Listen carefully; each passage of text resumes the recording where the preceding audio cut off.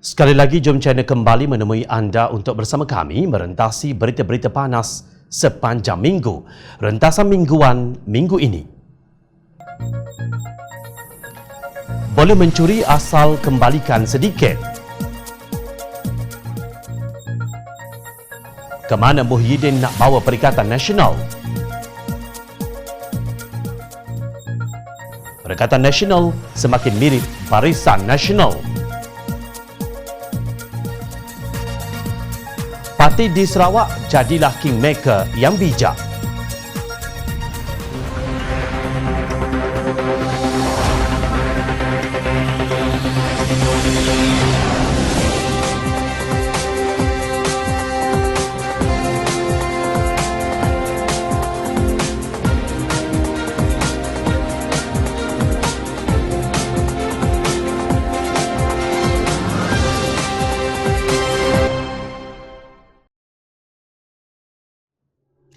Assalamualaikum dan salam sejahtera. Sudah lebih seminggu media tempatan dan antarabangsa kecoh dengan kes lepas tanpa bebas yang diberikan kepada anak tiri bekas Perdana Menteri Datuk Seri Najib Razak, Riza Aziz. Penerbit filem separuh lucah itu sebelum ini didakwa atas tuduhan pengubahan wang haram berjumlah 248 juta dolar Amerika, kira-kira 1.25 bilion ringgit berkaitan penyelewengan dana 1MDB. Minggu lepas, Suruhanjaya Pencegahan Rasuah Malaysia SPRM memaklumkan kerajaan dijangka akan menerima semula aset-aset di luar negara yang berjumlah 107.3 juta dolar Amerika bersamaan 465.3 juta ringgit setelah Mahkamah Seksyen melepaskan Riza Aziz tanpa membebaskannya. Perang mulut berlaku apabila bekas Peguam Negara Tan Sri Tommy Thomas menafikan kenyataan Ketua Pesuruhjaya SPRM Datuk Seri Azam Baki dan Peguam Negara yang baharu Tan Sri Idrus bin Harun bahawa beliau bersetuju dengan keputusan tersebut. Sementara itu, Tun Dr. Mahathir Mohamad berkata Malaysia tidak pernah menerima atau mempraktikkan konsep tawar-menawar di mana suspek penjenayah akan menawarkan untuk menolong kerajaan sebagai ganti beberapa konsesi yang menguntungkannya. Tawar-menawar ini dinamakan pilihan bahagian yang menjadi amalan di Amerika Syarikat. Walaupun begitu, ia adalah mengenai maklumat yang akan memberikan keuntungan yang lebih besar kepada kerajaan. Ia bukan mengenai mengembalikan wang yang dicuri. Yang pasti bukan mengenai mengembalikan kurang daripada separuh wang yang dicuri, kata Tun Dr. Mahathir. Namun yang lebih pelik, konsesi ini merupakan wang yang dirampas oleh Jabatan Kehakiman DOJ Amerika Syarikat. Ia bukan datang dari kocek Riza Aziz. Sedangkan wang tersebut, kata Tommy, sememangnya akan dikembalikan ke negara ini setelah dibuktikan bahawa ia adalah milik Malaysia. Maknanya, apa yang ingin dikembalikan oleh Riza Aziz adalah kurang daripada separuh wang yang dirampas oleh DOJ. Sebahagian besar wang yang dicuri oleh Riza akan disimpan olehnya. Dengan kata lain, dia akan menyimpan wang yang dicuri olehnya dan juga akan dibebaskan, ujar Tun Dr. Mahathir. Itulah keuntungan yang dimaksudkan dalam tawar-menawar yang pelik ini.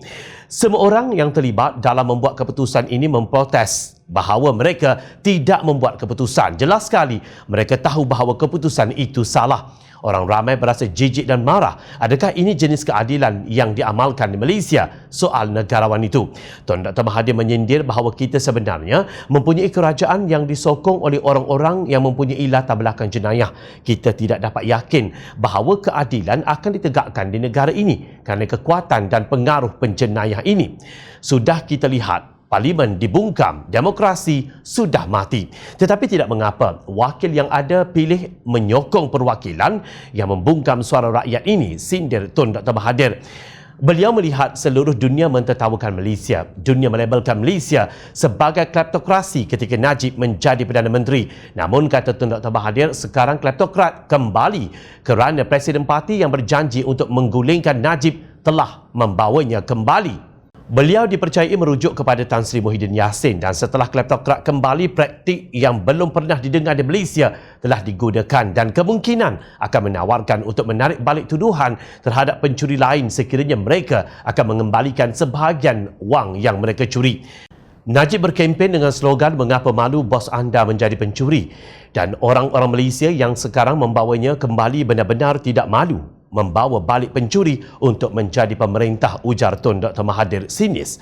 Seorang peguam kanan dilaporkan telah memfailkan permohonan menyemak semula keputusan melepas tanpa membebaskan DNAA Riza Aziz. Syahrudin Ali memfailkan permohonan itu menerusi email ke Mahkamah Tinggi Jenayah di Kompleks Mahkamah Kuala Lumpur di Jalan Duta pada 20 Mei lalu. Rakyat ingin bertanya bila agaknya PAS mahu membawa usul rang undang-undang hudud ke Parlimen.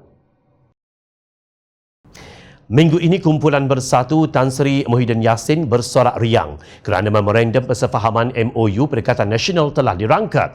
Semua ahli parlimen Parti Peribumi Bersatu Malaysia Bersatu, Barisan Nasional BN, PAS, Gabungan Parti Sarawak GPS, Parti Bersatu Sabah PBS dan Parti Solidariti Tanah Air KUSTA dilaporkan memberi sokongan terhadap penubuhan Perikatan Nasional. Mereka diwakili oleh Presiden dan pengerusi parti politik masing-masing. Beberapa pemimpin gabungan Parti Sarawak GPS dilaporkan bingung mengenai perjanjian persefahaman MOU yang ditandatangani ketua-ketua parti untuk menubuhkan Perikatan Nasional. Ahad lalu, satu MOU dikeluarkan mengandungi deklarasi persetujuan antara Bersatu, Barisan Nasional, PAS, Gabungan Parti Sarawak GPS, Parti Bersatu Sabah PBS dan Parti Solidariti Tanah Air KUSTA untuk membentuk Perikatan Nasional. Namun, belum sempat MOU itu membuktikan kewibawaannya, ia sudah dipertikai oleh ahlinya sendiri. Presiden Parti Rakyat Sarawak PRS Tan Sri James Masing berkata beliau tidak tahu menahu mengenai perubahan pendirian GPS dalam Perikatan Nasional. Kami Perikatan dan GPS, kata Masing yang juga Timbalan Ketua Menteri Sarawak, lapor The Malaysian Insight. Beliau bertegas parti komponen GPS, Parti Pesaka Bumiputera Bersatu PBB, Parti Rakyat Bersatu Sarawak SUPP, Parti Demokratik Progresif PDP dan PRS bukan anggota Perikatan Nasional. Begitu juga Ketua Penerangan PBB Idris Buang yang katanya bingung mengenai MOU berkenaan. Mereka hanya menyokong Tan Sri Muhyiddin Yassin dilantik sebagai Perdana Menteri. Apa yang saya faham, GPS bukan anggota Perikatan Nasional tetapi hanya rakan sekutu untuk membentuk kerajaan persekutuan, katanya. Dilaporkan isi kandungan MOU itu mereka bersetuju memperkasa dan memartabatkan keluhuran perlembagaan persekutuan, kedaulatan Raja-Raja Melayu, prinsip-prinsip rukun negara dan menjamin kebajikan dan kepentingan seluruh warga negara Malaysia tanpa mengira agama dan bangsa. Jika itu kandungan MOU, ia bukan sesuatu yang boleh dilihat sebagai anjakan paradigma untuk menuju ke satu era yang lebih baik. Ia hanya satu deklarasi untuk mempertahankan status quo dan yang juga dipertahankan oleh parti-parti di dalam gabungan Pakatan Harapan. Malah Naib Presiden UMNO Datuk Seri Mahathir Khalid berkata MOU bagi membentuk Perikatan Nasional tiada ikatan undang-undang. Sebaliknya ia persefahaman untuk masuk ke Dewan Rakyat sebagai blok Perikatan Nasional sahaja. Satu persefahaman yang tidak ada legal binding, tidak terikat dengan undang-undang. Ia merupakan satu persetujuan untuk masuk Parlimen sebagai Perikatan Nasional, katanya seperti dipetik Malaysia Kini. Yang peliknya, Majlis Tertinggi UMNO memutuskan tidak akan menyertai gabungan Perikatan Nasional secara rasmi. Mereka beramai-ramai merangka MOU kemudian bukan komited untuk menjadi ahlinya. Jadi apa signifikannya MOU tersebut? Tokoh wartawan veteran yang juga ahli Majlis Pimpinan Tertinggi Bersatu, Datuk A. Kadir Jassin juga turut memperlekeh MOU berkenaan. Tradisi amalan demokrasi dan tanda hormat kepada Raja pun terpaksa dikorbankan kerana Perdana Menteri Muhyiddin Muhammad Yassin dan Sekutu Perikatan Nasional takut kepada undi tidak percaya. Itu pun ada muka bercakap tentang perlembagaan. Prinsip Raja berperlembagaan dan demokrasi berparlimen. Demokrasi berparlimen apa yang PN duk merapuni? Tulisnya di Facebook. Seluruh dunia pun tahu Perikatan Nasional ialah kerajaan yang dibentuk hasil kerja menebuk atap yang tidak mempunyai manifesto dan hala tuju. Selagi ia takut berhadapan dengan undi tidak percaya di Dewan Rakyat, selagi itulah PN yang katanya mempunyai 113 ahli parlimen akan terus dipertikai oleh rakyat. Buatlah 1000 MOU sekalipun. Tanpa ikatan undang-undang, Perikatan Nasional umpama anak buluh betung yang akhirnya menjadi penderhaka. Nampaknya semakin rakus kerajaan Tebuk Atap ini membuang tokoh-tokoh korporat profesional untuk diganti dengan Ahli Parlimen Pro Tan Sri Muhyiddin Yassin. Hendak disebut Ahli Parlimen Perikatan Nasional tidak boleh juga kerana gabungan itu tidak berdaftar dengan MOU yang tiada ikatan undang-undang. Malaysia kini melaporkan dua lagi Ahli Parlimen gerombolan Tebuk Atap ini telah dilantik memegang jawatan dalam syarikat berkaitan kerajaan GLC sejak beberapa hari lalu.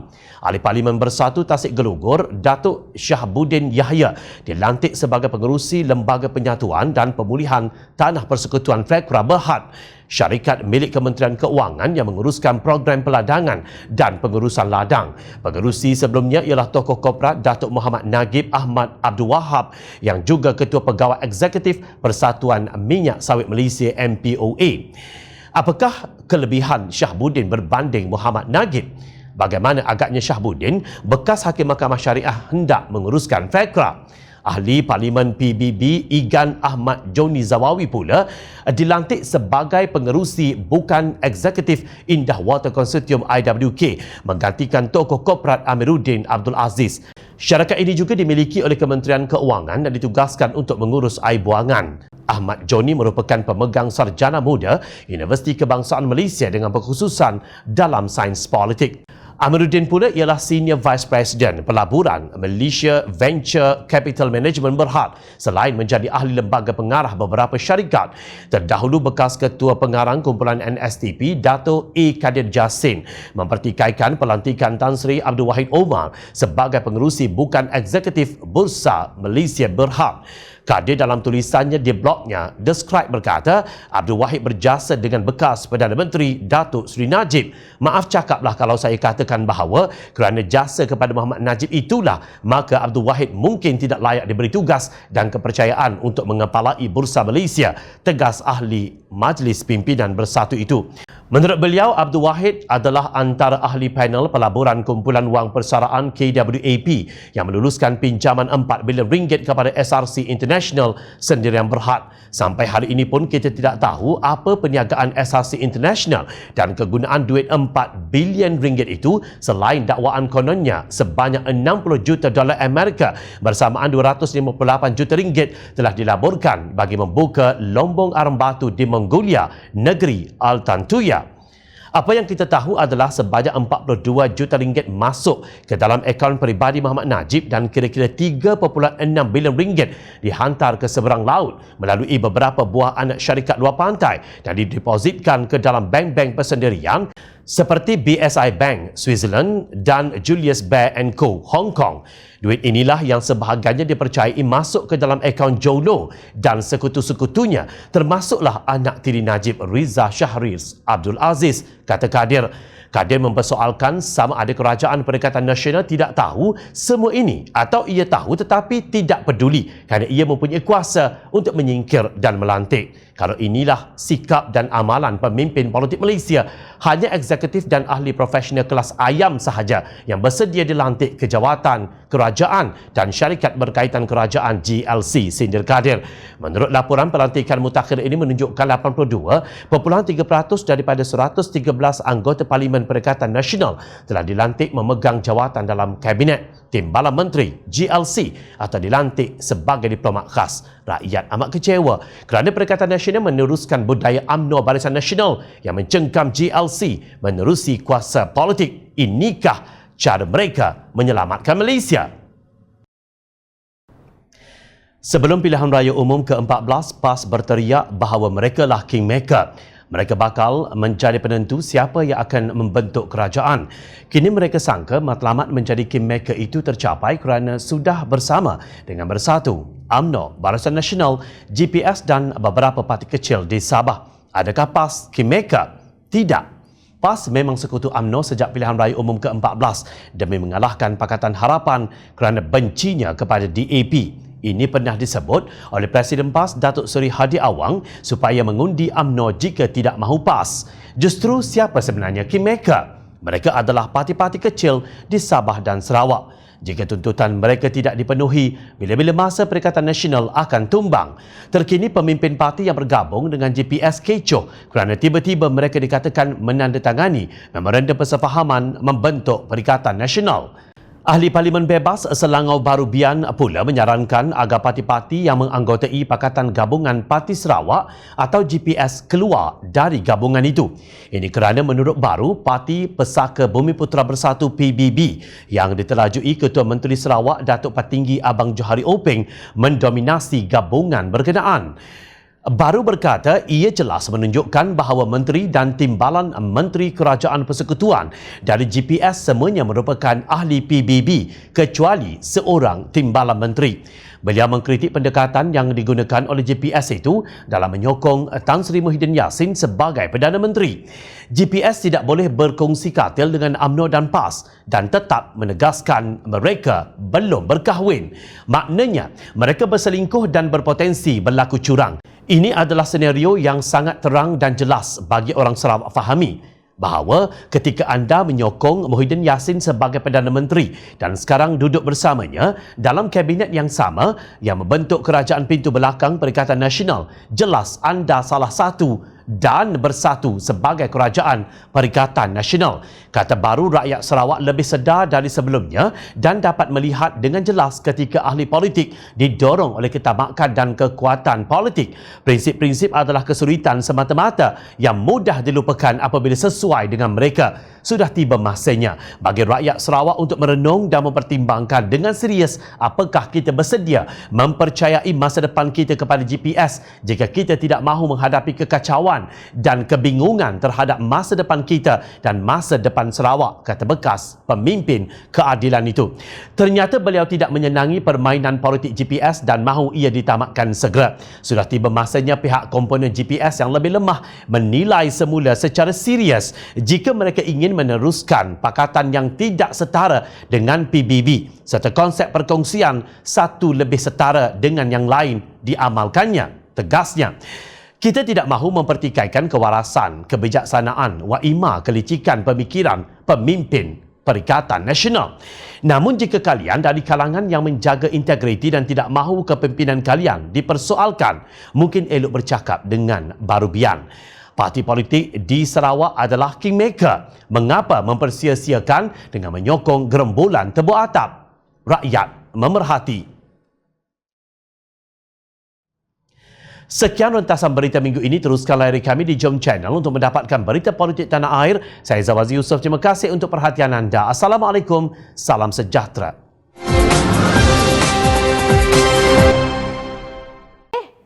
Hai! Jangan lupa klik kanan untuk rentasan berita, klik kiri untuk keratan berita.